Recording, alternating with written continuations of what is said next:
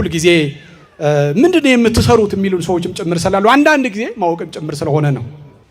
አንድ የተገዛ ሰው በቀን 2000 ብር እየተከፈለው በቀን ስንት አልኩኝ? ምን ነው ዝም አላችሁ? ስንት አልኩኝ?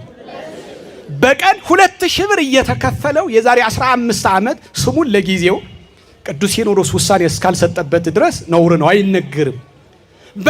በወር 60,000 ብር እያገኘ የዮሐንስን ገድል በቤተ ክርስቲያኒቷ ቁጭ ብሎ የደብር ተቀጣሪ ሆኖ አገልጋይ ሆኖ ሁል ጊዜ ማንኛውም መልእክት ሲወጣ ይሄ ከቅዱስ ሲኖዶስ ጽሕፈት ቤት የወጣ ነው ማለት ልመዱ ምእመናን።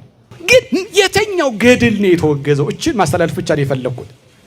ግን አስተላለፍ ተብዬ ታዝዤም ጭምር ነው፣ ስራዬም ጭምር ነው። አንደኛ ስራዬ ነው፣ ቀጥሎ ደግሞ እያንዳንዱ ቤተክርስቲያን ማወቅም ጭምር ስላለባችሁ ነው። ቤተክርስቲያን ቁጭ ብለህ ቤተክርስቲያን እንኳን አፍርስ ተብሎ ተልእኮ የተሰጠው ሰው የቅዱስ ዮሐንስን ገድል አጣሞ ጽፎ ነበር። ምን ብሎ ጽፎ ነበር? ምን ብሎ ጽፎ ነበር? አጣሞ። በጣም የሚገርም ሁኔታ ቅዱስ ዮሐንስን ከ7 ሴቶች ተወለደ ብሎ ጽፏል። ሌላው ህፃናት ሊኖሩ ስለሚችሉ ይቅርብኝ፣ እንደው የማይመጥን ስለሆነ ማለት ነው። በጣም በነገራችሁ በጣም የምታለቅሱት የእግዚአብሔር ልጆች ቤተክርስቲያንቷ እንዴት እንደምታሳዘን በቤተክርስቲያንቷ ቁጭ ብለው ኦርቶዶክሳዊ ተዋህዶ ቤተክርስቲያን ያልነበረ አዲስ አግኝታ የምታረም እናት አይደለችም።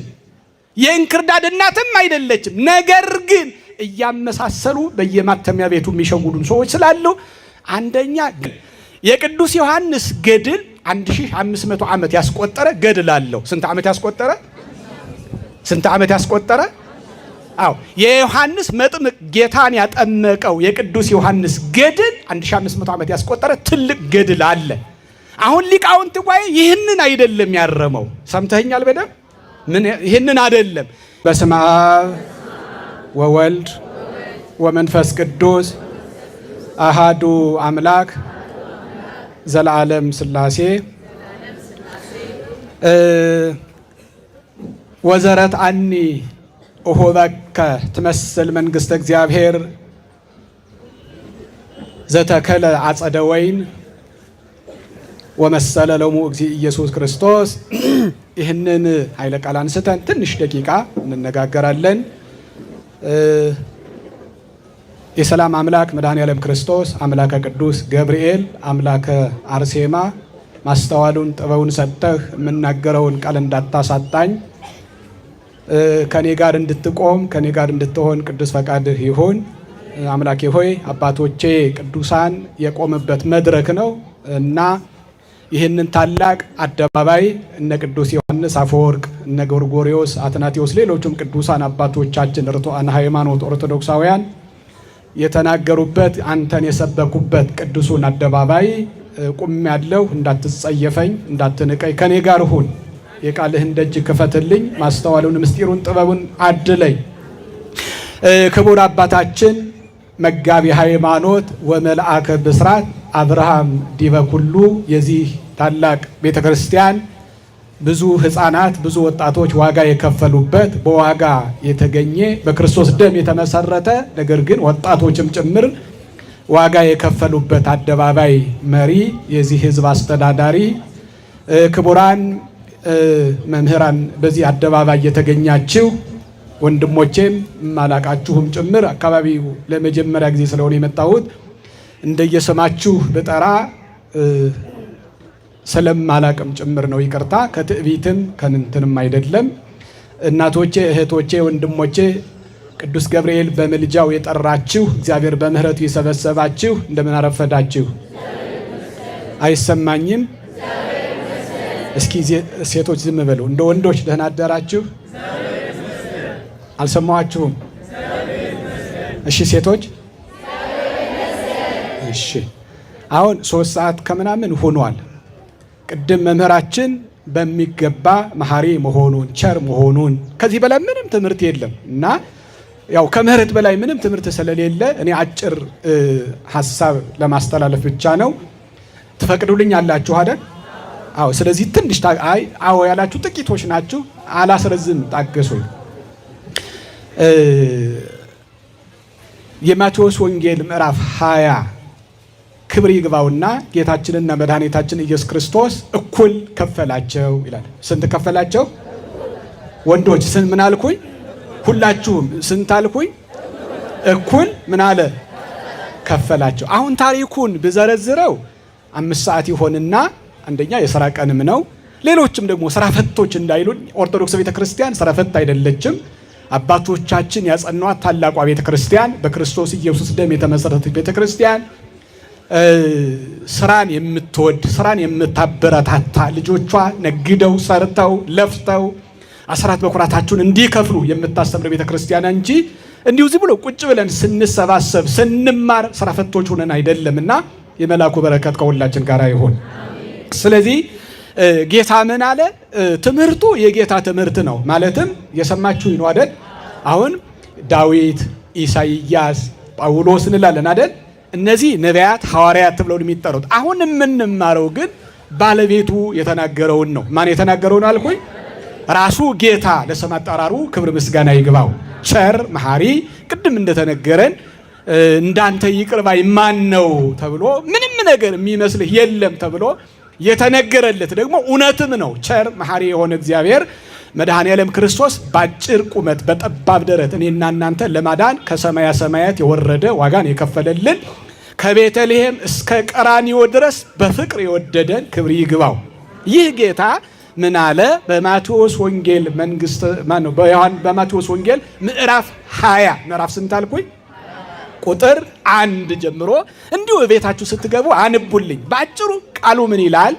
ቃሉ ምን ይላል? እኩል ከፈላቸው። ወይም ወዘተረት አኒ ኦሆበከ መጸነተ ትክል፣ የምትችለውን ያህል 1 ዲናር እሰጥሃለሁ እና ብሎ ሁሉንም ጠራና ምን ይላል? ማቴዎስ ወንጌል ምዕራፍ 20 ቁጥር 1 ላይ መንግሥተ ሰማያት ወይንን የተከለ ባለጸጋን ትመስላለች ይላል። ማን አልኩኝ? መንግሥተ ሰማያት ምንድን ናት አለ?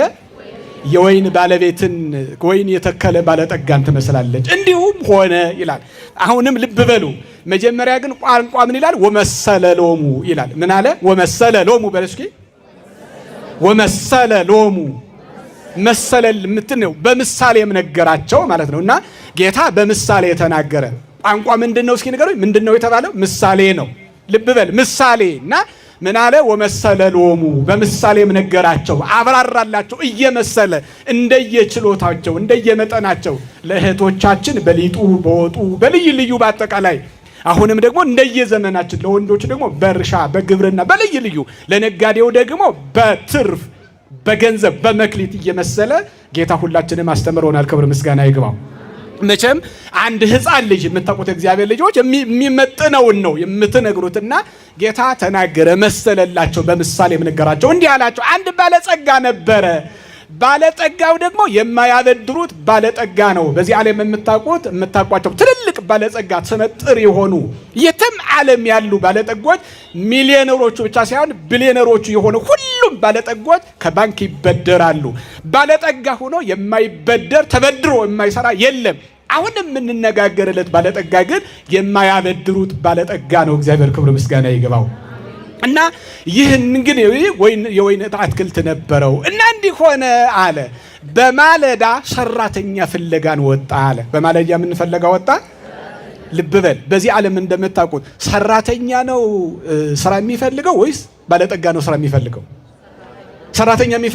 ሰራተኛ ነው ስራ የሚፈልገው ወይስ ባለጠጋ ነው ሰራተኛ ፍለጋ የሚወጣው? እንደኛ ሀገራችን ማንም የሚወጣው ሰራተኛ ነው። ይህ ባለጠጋ ግን የተለየ ነው። በጣም የሚገርም ነው። ልብ በል። እግዚአብሔር እንደው ሰዓት ቢኖረኝ እንዴት ጥሩ ነበር፣ ግን አረፈድኩ። እኔም ከእንደገናም ደግሞ የሚገርም ትምህርት ነው የተማረው። በረከቱ በእውነት መምህራችንን ቃለ ሕይወት ያሰማልን። እና ይህ ባለጠጋ የሚገርም የወይን አትክልት ነበረው። የተኮተኮተ ማን ነው የሚኮተከቱ የሚገርም ወይን አትክልት ነበረው። ግን ባለጠጋ ነው። ምንም እዚህ ቀረ የማይባል ነው። እና በማለዳ ሰራተኛ ፍለጋን ወጣ አለ። በማለዳ ገና በጠዋቱ። ማለዳ ስንት ሰዓት ነው እስኪ ንገሩኝ? 12። እሺ ልክ ነው። ከ12 እስከ ስንት? አይደለም፣ ከ11 ሰዓት እስከ 1 ሰዓት ማለዳ ይባላል። ከመቼ እስከ መቼ አልኳችሁ? እስከ ስንት? ከ2 ሰዓት እስከ 5 ምን ይባላል? ረፋጅ። ጎበዝ፣ እድሜ ይስጥልኝ። ከ6 እስከ 8 ደግሞ ከሰዓት በኋላ ምሴተ ቀትር ተብሎ ይጠራል። እና በማለዳ ወጣ አለ። በማለዳ ወጥቶ ገና በጠዋት ወጣማ ሰራተኞችን አገኘ። ምን አላቸው? ምን አቀመክሙ ጽሩአኒክሙ፣ እናንት ምን ሆናችሁ ነው የጠዋት ቅዝቃዜ እየተፈራረቀባችሁ በመከራ የቆማችሁ? እንደው ምን ሆናችሁ ነው? ወአልቦ ዘተአሰበነ አንተ አሉትና መምህሩ ማን ባለጠጋው ነው እንዲህ የሚሉት አንተ አሉት። ሰራተኛ ፍለጋ እንደመጣ አላወቁም። ልብ በሉ። እና ምን ሆናችሁ ነው ሲላቸው የለም ይኸው የጠዋት ቅዝቃዜ እየተፈራረቀብን ውርጭው መከራውን እያበላን ጥርሳችን እያፋጨን ልብስም የለንም። እንዲሁ ይገርምሃል ሰራተኞች ነን፣ ፍራ ፍለጋ ወጣን፣ ግን የሚቀጥረን የለም፣ እንደ ሰውም የቆጠረን የለም ማለት ነው። እንደምን የቆጠረን የለም? ምንም እንደው ቁም ነገር የሚቆጠረልን። ወዲያውኑ ግን ምን አለ? ሁሩ ውስጥ አጸደ ወይኔ ወዘረትዓኒ እሁበክሙ፣ የወይን አትክልት አለኝ አለ። ልብ በሉ እግዚአብሔር ልጆች እንደሚቀጥራቸው አላወቁም። ልብ በሉ። እሱ ግን ምን አላቸው? ሁሩ ውስጥ አጸደ ወይኔ ወዘረትዓኒ እሁበክሙ፣ ወደ የወይን አትክልት አለኝ ሰፊ እርሻ ነው፣ ሂዱና ኮትኩቱልኝ የቀናኝን እሰጣችኋለሁ ብሎ በ1 ዲናር ተስማማ አለ። በስንት ተስማማ? በማለዳ ወጡትን። ልብ ብሎ እግዚአብሔር ልጆች እና በማለዳ ወጡትን በ1 ዲናር ተስማማ። ከእንደገና ደግሞ ረፋድ ላይ ወጣ ያ ባለጠጋ 3 ሰዓት ላይ። ልክ እንደዚሁ 3 ሰዓት ላይ ያገኛቸውና ምን ታቀመክሙ ጽሩአኒክሙ፣ ምን ሆናችሁ ቁማችኋል አላቸው። እኛማ የሚገርም ነገር ከጠዋት ጀምሮ እዚህ ነበርን፣ ሰራተኛ ፍለጋም መጥቶ የወሰደንም የለም፣ በአጋጣሚ ሆኖ ግን ዋስም የለንም አሉት። ምን የለንም ማለት እስኪ ንገሩት። ዋስ የለንም። እንደው ስራ ሊኖር ይችላል፣ ግን አምኖ የሚያሰራን የለም። ተራንን እኛ እንኳን ከሰው የሚቆጥረን ቀርቶ እንኳን የሚያሰራን ቀርቶ እንኳን የሚያምነንም የለም። አለባበሳችንም አያምርም፣ ሁሉ ነገራችንም ያነጋገራችን ለዛም ቁም ነገር የለውም፣ የሚያዳምጠንም የለም። እንደ ቁም ቆጥሮ በስራ የሚያሰማራንም የለም። እንዲሁ ቁመናል አሉ። እግዚአብሔር ከዚህ ያደነን። እግዚአብሔር ልጆች ይህ የዘመናችን እኮ ነው። የእግዚአብሔር ልጅ ብዙ እህቶቻችን ዋስ ስለሌላቸው የሚያምናቸው ስለሌለ ወውነት በጣም ባለባበሳቸው ምክንያት አደፍ ጉድፍ ያለ ልክ እንደኔ የለበሱ ወንድሞችና እህቶቼ አምኖ የሚያሰራቸው ሰው ስለሌለ የሚታመን ብዙ ጊዜ ሰው ሸሚዝ የለበሰውን ሱፍ የደረበውን ደህና የሆነውን ነው። እናንተ ብዙ ጊዜ እኮ ሌቦች የምትሏቸው እኮ ቆሻሻ ያሉትን ነው እንጂ ደህና አድርጎ። አሁን ግን ዘመኑ ተቀይሯል። ደህና የለበሱት ናቸው የሚሰርቋችሁ። ጉዳችሁ ይፈላ እንግዲህ እግዚአብሔር ልጆች። ግን ብዙ ጊዜ ግን እንደዚህ ነው። የሚቀጥረን የለን። ወአልቦ ዘተአሰበነ፣ ሰው አድርጎ የሚቆጥረን የለም ማለት በሉ አላቸው። ልክ እንደ ቅድሙ 1 ዲናር እከፍላችኋለሁ ሂዱ ስሩ አላቸው። ከኔ ጋር ናችሁ አይደል? እየጨረስኩ ነው፣ ይቅርታ። እና ከነው ሂዱ አላቸው። ለነሱም ልክ ማለዳ እንደመጡት ሁሉ 1 ዲናር ተስማማቸው። እየሰማችሁ ነው በደንብ? 1 ዲናር እከፍላችኋለሁ። ልክ ሁሉ 6 ሰዓት ላይ ወጣ ያ ባለጸጋ። ልብ በል 6 ሰዓት ምሳ የሚበላበት ከሰው ጋር ቁጭ ብሎ የሚወያይበት ነው። ፀሐይ የምትበረታበት ሰዓት ስለሆነ፣ ነገር ግን ባለጸጋው ግን ርህሩህ ነው። ከአይምሮ በላይ ቸር ነው። ከምን በላይ ቸር ነው አልኳችሁ? ያ ባለጸጋ በጣም ግሩም ነው። 6 ሰዓት ነው። እስኪ አረፍ ልበል አሁን እንኳን ፀሐይ ነው አላለም። በዛ በጣም በሚገርም ሰዓት በ6 ሰዓት ፀሐዩ እያቃጠለው የነፋሱ ግለት የፀሐዩ ሙቀት መከራውን እያሳየው ሰራተኛ ፍለጋ ወጣ ያ ባለጸጋ። የሚገርም ነው። እግዚአብሔር ልጅ አገኘ። እነሱም ቅድም እንደተናገርኩት ነገራቸው። ምን ሆናችኋል አለ። ይሄው የፀሐዩ የነፋሱ ፉጨት የፀሐዩ ሙቀት እየተፈራረቀብን የሚቀጥረን አተን ያደለው በዚህ ሰዓት ምሳ እየበላ ነው አሉት። በዚህ ሰዓት ምግብ እየተመገበ ነው። 6 ሰዓት የምሳ ሰዓት ነው እንደምታውቀው። እኛ ግን ቁም ነገር ቆጥሮ ለምሳም የጠራንም የለም። ይኸው ከንፈራችን ደርቆ መራቃችን ደርቆ የምንሆነው ነገር አተን ምንም ነገር ስለሌለን ይኸው ቁመናል አሉት። ልብ በሉ 6 ሰዓት ሰራተኛ የሚቀጠርበት ሰዓት አይደለም። ምን አላቸው? እሱ ግን ያ ባለጸጋ ልብ በሉ በጣም የሚገርም ቸር ባለጸጋ ነው። ሂዱ የወይን አትክልት አለኝ፣ ከማለዳ ጀምሮ የቀጠርኳቸው ሰዎች አሉ፣ ከእነርሱ ጋር ስሩ። ከማን ጋር ስሩ አላቸው? እስኪ ንገረኝ። ከእነሱ ጋር ስሩ፣ የቀናኝን እሰጣችኋለሁ። በ1 ዲናር ተስማማ። ጊዜን ለመቆጠብ 11 ሰዓት ወጣ። ከእንደገና መቼ ወጣ? 11 ሰዓት። እየጨረስኩ ነው፣ ይቅርታ ምእመናን። ምክንያቱም ጣልቃ የገባሁ ሰው ነኝ። መምህሩ የመጀመሪያው መምህር ናቸው፣ ትክክል። እና 11 ሰዓት ወጣ የእግዚአብሔር ልጆች። አሁንም ባለጸጋው ነው፣ ልብ በሉ። ያ ባለጸጋ ልክ 11 ሰዓት ወጣና ሰራተኞች አገኘ። የሚገርም ባለጸጋ እኮ ነው። እና ምን አለ? 11 ሰዓት መቼም ስራ እንደምታውቁት እግዚአብሔር ልጆች፣ ስራ ሰው 11 ሰዓት ከስራ ይመለሳል እንጂ ሰው ወደ ስራ አይጠየቅም። ያ ባለጸጋ ግን 11 ሰዓት መጣና ሰው አገኘ፣ ቁመው አገኘ። ምን ሆናችኋል አላቸው። የኛማ ጎድለ ብቻ ነው አሉት። የኛ አይነገርም አሉት። ምን አይሉትም? እስኪ ንገሩኝ። ምን አይልም አሉ? አይነገርም፣ እንዲሁ ዝም ብለው ከብቻ ነው። ስራ ፍለጋ ቆመናል። ከቀኑ 11 ሰዓት ሆኗል። የሚቀጥረን ቀርቶ የሚያየን ሰው ጠፋ። ያ ባለጸጋ ርኅሩህ ባለጸጋ ግን ሂዱ ሳጸደ ወይኔ ወዘረታኒ ይሁበክሙ፣ ወደ ወይኔ ሂዱ የቀናኝን እሰጣቸዋለሁ። አሁንም ለነሱ 11 ሰዓት የወጡትም እኩል ቀጠራቸው ይላል። ከኔ ጋር ናችሁ አይደል? ስንት ከፈላቸው? ልክ 12 ሰዓት ሲሆን ወፀጓአ መጋቢሁ 12 ሰዓት ሲሆን እነሆ ወይኑን ሰራተኞችን የሚያስተዳድር ጠራው። እንደ ተስማማሁ አንዳንድ ዲናር ክፈላቸው አለው ይላል። ስንት ክፈላቸው አለ? እስኪ ንገሩኝ። ከማለዳ ጀምሮ እስከ ማታ ድረስ የወጡትን ምን ከፈላቸው? እኩል ከፈላቸው። ይህ ባለጸጋ ጤነኛ ነው? ምን ትሉታላችሁ? እስኪ ንገሩኝ። መስክሩ ሁላችሁ። የሰማችሁኝ ነው? ባለጸጋ ነው ግን ጤነኛ ነው? ማለዳ የመጣውና 11 ሰዓት የመጣውን እኩል ይከፈላል?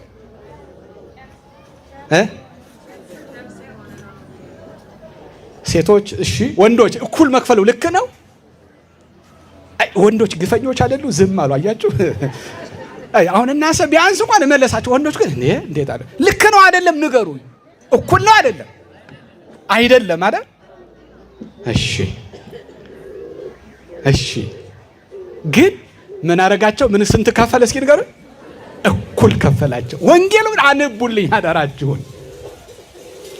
ወንጌሉን አንቡልኝ አደራ። ከቤት እንደገባችሁ እንድታነቡልኝ አደራ። እንዲያው ምን ጊዜም ቢሆን ዕውቀት ይኖራችሁ አንቡ በደንብ አደራ። እግዚአብሔር ልጆች በተለይ ቅዱስ መጽሐፍን በደንብ እንድታነቡልን አደራ። በዚህ አጋጣሚና እኩል ከፈላቸው አለ። 3 መሰረታዊ ነገሮችን ግን እንዳትረሱ ለትምህርታችን፣ ምክንያቱም እንድንረዳ። አንደኛ ይህ ሰው ምን አይነት ሰው ነው አለው? እስኪ ንገሩኝ። ምን አይነት ሰው ነው? ባለጸጋ ሲባል ደግሞ የሚበደር አይደለም። ባዕል ዘእያለቅህዎ የማያበድሩት ባለጠጋ፣ ምንም ነገር ብድር የማይፈልግ ባለጸጋ ነው። አንድ ባለጸጋ መሆኑ፣ ሁለተኛ ደግሞ ጠባዩ ምን አይነት ነው ብለነዋል? ምን አይነት ነው? ቸር ነው። ሶስተኛ ሰራተኛ ስራ ይፈልጋል እንጂ ባለጸጋ ሰራተኞችን ፍለጋ አይወጣም። እነዚህ 3 ባህሪያትን ያዙልኝ። እንዲህ አይነት ሰው አለ ወይ? አለ በዘመናቸው? ማለት በዘመናችን ሳይሆን ጠባዩ ስታዩት የማይበደር ባለጸጋ አለ? የለም። ፍጹም ቸር ባለጸጋ አለ? የለም። አሁን ብርጭቆ ሰብራ እንደው ሰራተኛን የማታስከፍል ሴት አለች እዚህ መካከል? አሁን እንዲያው ሰራተኛዋ ድንገት ተሳስታ ብትሰርቅ ሰው አይደለች ይቅርብ ልበላት የምትል እመቤት አለች? የለም። ድንገት በሱቅ ውስጥ ገንዘብ ቢያባክን ይቅርታን የሚያደርግለት አሰሪ አለ? የለም። ባጭሩ ባለጸጋ የተባለው መድኃኔዓለም ክርስቶስ ነው። ክብር ምስጋና ይግባው። አንድ ጊዜ ሳጨብጭብሎት የእግዚአብሔር ልጆች። አየኸው፣ ባለጸጋ የተባለው ማን ነው? እግዚአብሔር ኢየሱስ ክርስቶስ ነው። ክብር ምስጋና ይግባው። አየኸው፣ የማያበድሩት ባለጸጋ። የሚገርም እኮ ነው እግዚአብሔር ልጆች በእውነት በጣም። ቅዱስ ጳውሎስ ምን ይላል? እንዘ ባዕሉ እቱ አንደ ርእሶ በእንቲአክሙ ከመ ተብአሉ አንትሙ በንዴተ ዚአሁ። መድኃኔዓለም ኢየሱስ ክርስቶስ ባለጸጋ ነው። ባለጸጋ ሲሆን ግን እናንተ ስለ እናንተ ድሃ ሆነ፣ እናንተ ወደ ባለጸግነት እንድትሸጋገሩ ይላል። ክብር ምስጋና ይግባው። ክብር ይግባው እግዚአብሔር። የሆነት በጣም የሚገርም ቸር፣ ከምንናገርለት በላይ ቸር።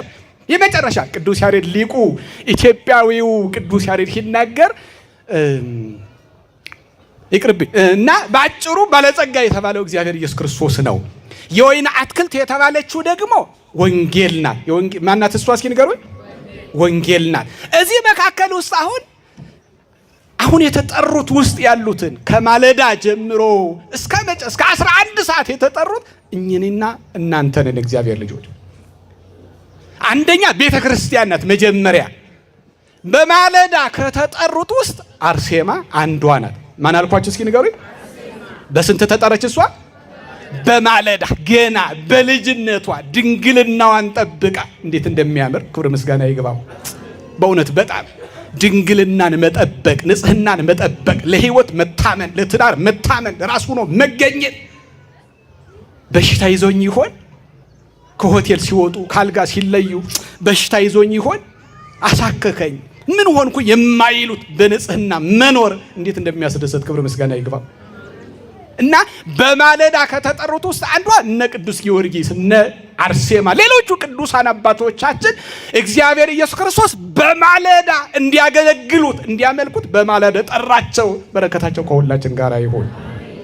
አዎ በጣም 6 ሰዓት የጠሩት ደግሞ እንደኔ አይነቱ እኔ ራሴ እናንተም ውስጥም ትኖራላችሁ። እግዚአብሔር በማለዳ በኃጢአት ሲዳክር ሲወድቅ ሲነሳ በዝሙት ሲለፋ እንዲሁ ሲንከራተት በኃጢአት ተስፋ ቆርጦ የነበረውን 6 ሰዓት መጥቶ ማለት በአጋማሽ እድሜ በጉልምስና እድሜ የጠናራድ መድኃኔ ክርስቶስ ክብር ምስጋና ይግባው። ልጄ ንስሐ ግቢ፣ ልጄ ንስሐ ግባ ይላል። 11 ሰዓት ደግሞ ጊዜውን ለማሳጠር ነው እንጂ ብዙ ያን ቅድም እንደተናገርኩት ነው። 11 ሰዓት ደግሞ ልክ እንደ ፈያታዊ ዜማን እንደ ማርያም መግደላዊት ቅድም መምህራችንም እንዳስተማሩን እንደ ማርያም እንተ እፍረት እንደነዚህም ደግሞ ከመሸ በኋላ ሰውነታቸውን በኃጢአት በዝሙት በልዩ ልዩ ካረከሱ በኋላ በማለዳ ጠርቶ ምን ከፈላቸው? እስኪ ንገሩኝ። ምን ከፈላቸው? እኩል ከፈላቸው።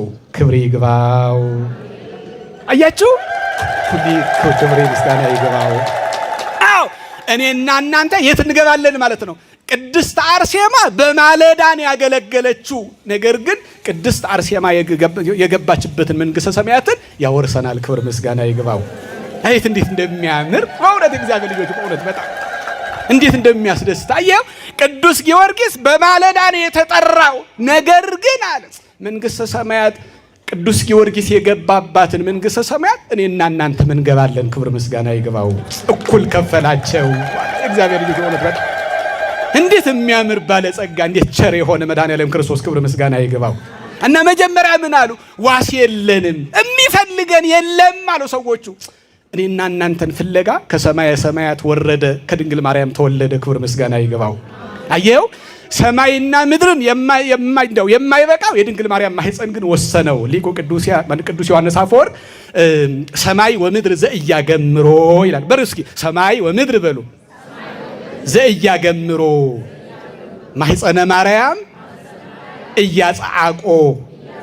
አው ሰማይና ምድርን አይችሉትም፣ የድንግል ማርያም ማህፀን ግን አልጠበበውም አለ። ክብር ምስጋና ይግባው።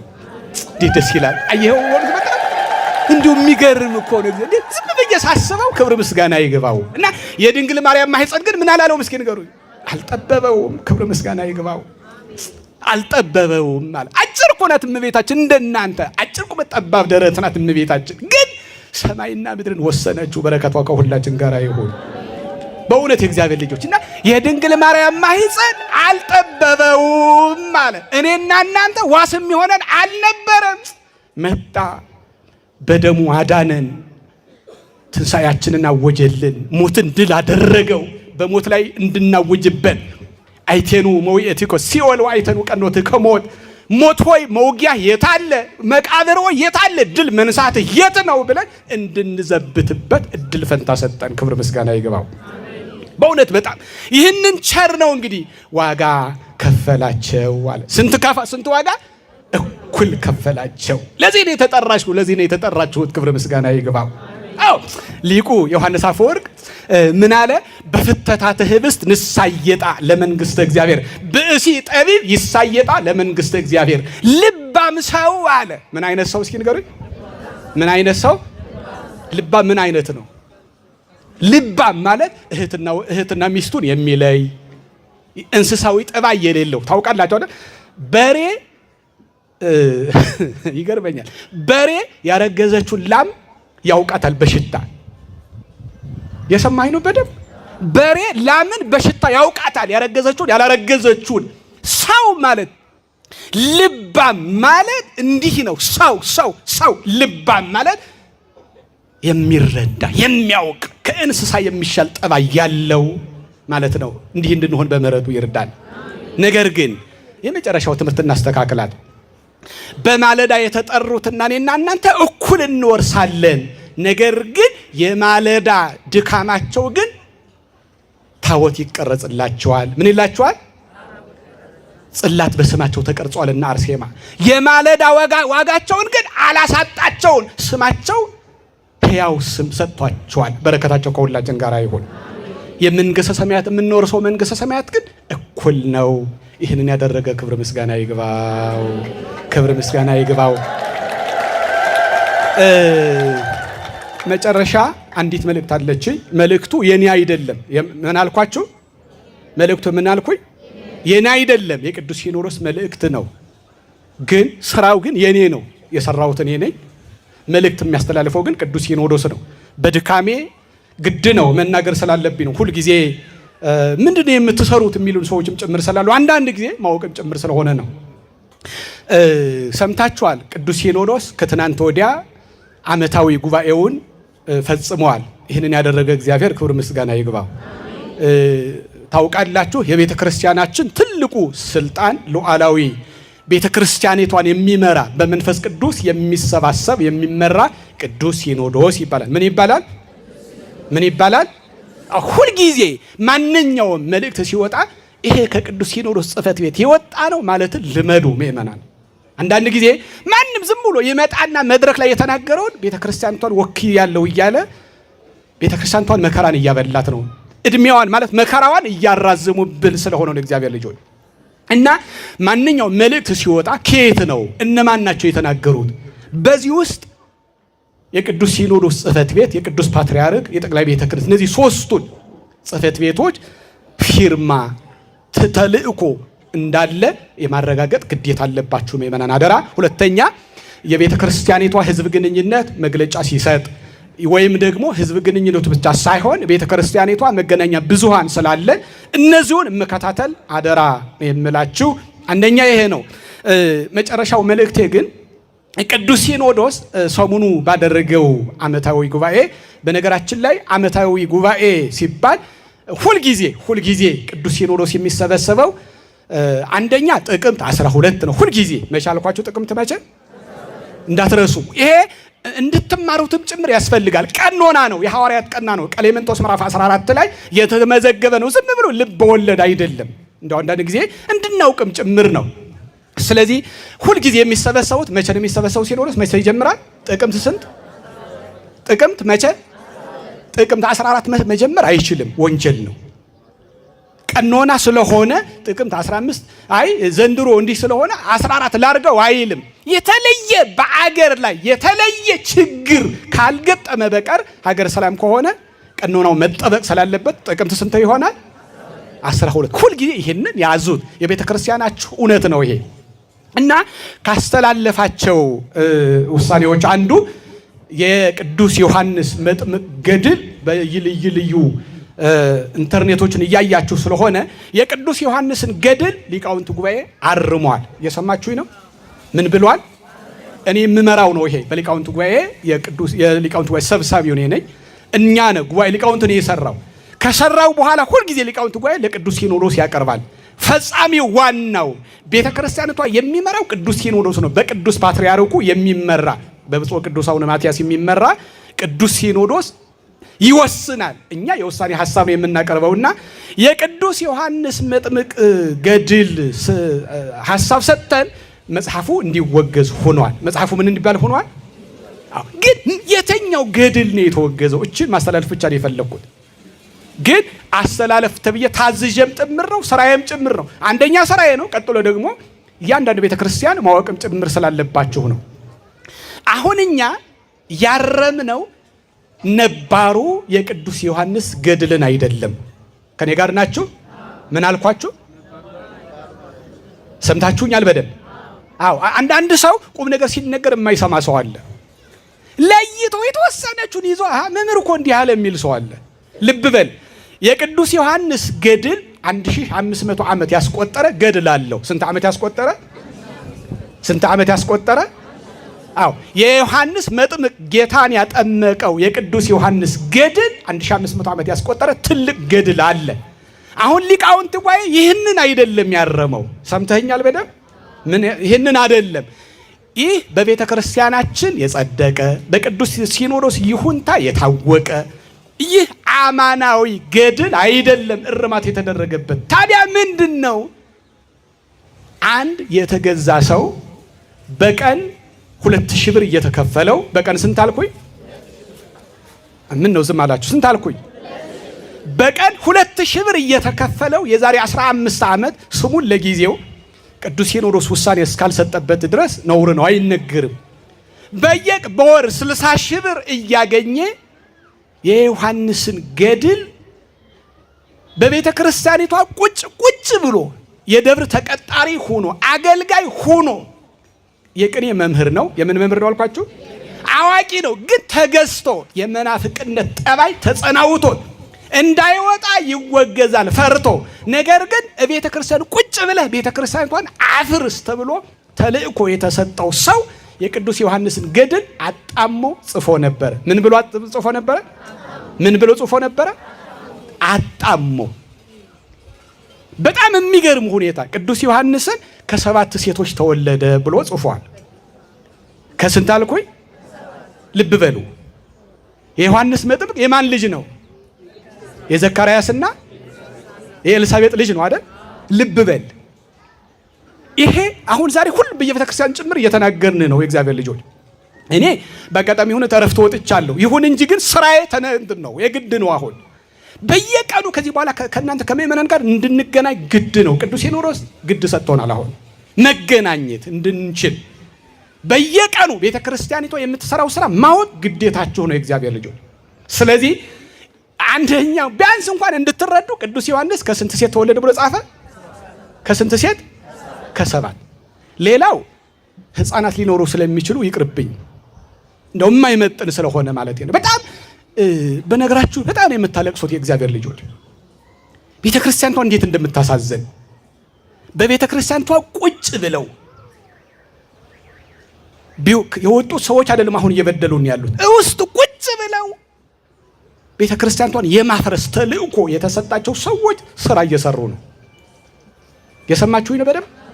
እኔ ይቅርታ ቢረፍድም እችን ስሙኝ። አንድ ይቅርታ ባለ ስልክ አደረሃን ትንሽ ደቂቃ ታገሰኝ። ከዚህ በለጠ ምንም ነገር የለም። የእግዚአብሔር ልጆች ቤተ ክርስቲያኒቷን የማፍረስ ተልእኮ የወሰዱ ሰዎች አሉ። ምን ማድረግ ነው ያልኳችሁ? የማፍረስ ይሄ ማተሚያ ቤት ሲታተም የሚገርማችሁ ነገር 1600 ገጽ ነው መጽሐፉ። ሰውየው 13 ዓመት ነው የፈጀበት።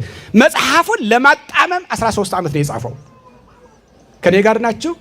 እና የተወገዘው ይህ መጽሐፍ ነው እንጂ ቤተ ክርስቲያናችን እንደ አዲስ አንዳንዶቹ እያወሩ ስለሆነ ነው። አንዳንዶቹ ይሄው ቤተ ክርስቲያን እኮ ማረም ጀመረች ያሉ ሰዎች ሐሰት የኔ ቤተ ክርስቲያን ስንዷ እመቤት ኦርቶዶክሳዊ ተዋህዶ ቤተ ክርስቲያን ያልነበረ አዲስ አግኝታ የምታረም እናት አይደለችም። የእንክርዳድ እናትም አይደለችም። ነገር ግን እያመሳሰሉ በየማተሚያ ቤቱ የሚሸውዱን ሰዎች ስላሉ አንደኛ ገድሉ የተወገዘው አማናዊ ገድሉ እንዳልሆነ እንድትረዱ፣ ሁለተኛው ደግሞ በየሜዳው የምትገዟቸው ቅዱሳት መጻሕፍት በሊቃውንት ጉባኤ መመርመራቸውን በየትኛው ማተሚያ ቤት ነው የታተመው? ያተመው ሰው ማን ይባላል? አድራሻው ምንድነው? ክህነት አለው ወይ?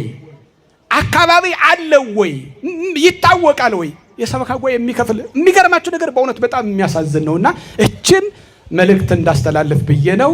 ተረድታችሁልኛል ብዬ ተስፋ አደርጋለሁኝ። ስለዚህ በየኢንተርኔቱ ስትሰሙ አንዳንዶቹ ይኸው ማረም ጀምሯል ያሉት ሐሰት ነው። እኛ አላረምንም። የላኩብን እንክርዳድ ነው እንጂ ያስወገድ ነው አማናዊ ገድሉን እርማት ውስጥ አልገባንም። የኔ ቤተ ክርስቲያን እንዲሁ ዝም ብላ እንደተናንተና በድንኳን የተመሰረተች ቤተ ክርስቲያን አይደለችም። ስለዚህ ይሄንን ነው አደራ እኩል የከፈለን። ክብር ምስጋና ይግባው። አሜን በሉ በደም እስኪ አንዴ ብድግ በሉ። ብድግ ብድግ ብድግ ብድግ ቶሎ ቶሎ ቶሎ ቶሎ። ኧረ እማላይ እንዳይመስልህ እንዳትሸወድ። ያልተነሳ ሰው አለ። አይቼዋለሁ። ብድግ ብድግ ብድግ ብድግ። አዎ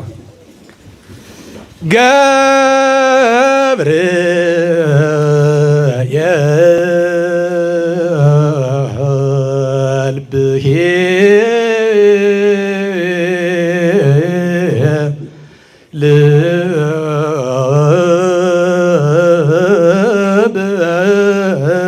ብእሲ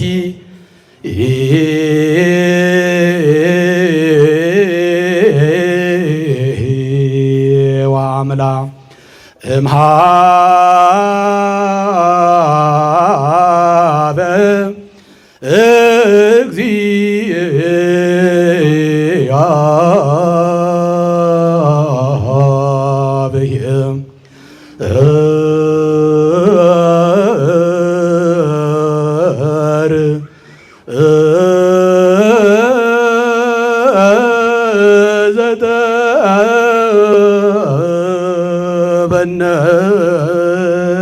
ወላ ሰላም ለከ ሰላም ለከ ሰላም ለከ በል እስኪ በደምብ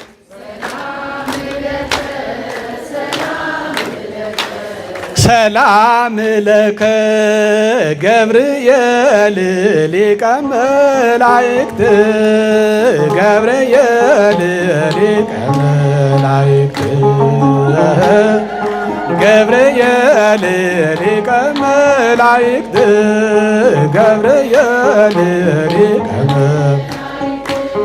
ሰላም ለከ ሰላም ለከ ሰላም ለከ ሰላም ለከ ሰላም ለከ በሉ በደምብ